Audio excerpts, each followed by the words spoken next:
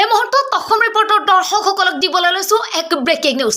কাকপথাৰ ডিৰাকত ভয়ংকৰ পথ দুৰ্ঘটনা, থিতাতে নিহত যোৰহাটৰ এজন যুৱক। কাকপথাৰৰ অসম অৰুণাচল সীমান্তৰ ডিৰাক গেটৰ সমীপত সংঘটিত হয় এই দুৰ্ঘটনা।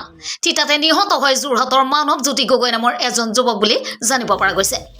ইটা ভৰ্তি AS23BC 7570 নম্বৰৰ 407 ট্ৰাকৰ খুন্দাত নিহত হয় AS03CC 0422 নম্বৰৰ মালবাহী বলেৰো পিকআপ বাহনৰ চালক মানৱ জ্যোতি গগৈ। ইতিমধ্যে কাকপথাৰ আৰক্ষীয়ে জব্দ কৰিছে দুখন bike. News 6 report, Assam report.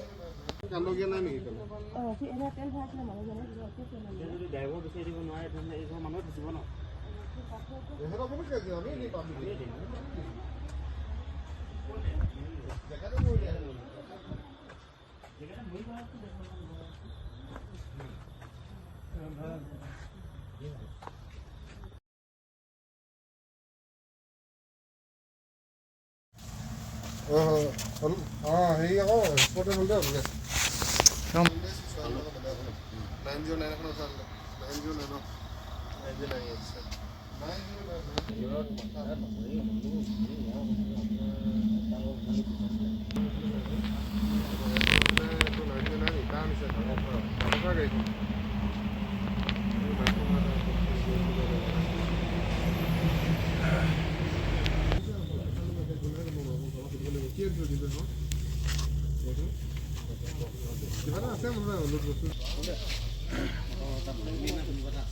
হ'ব, নাখাবি আৰু